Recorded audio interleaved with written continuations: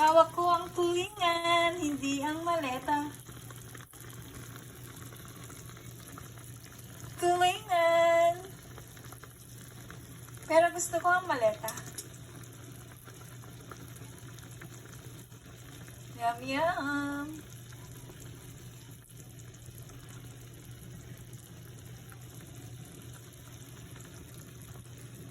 Minsan po kakain tayo ng tulingan. Kahit mahal. 3 pieces for $6. Yan, masarap po yan pag naluto po yan. Yan. Ang sarap ang sauce.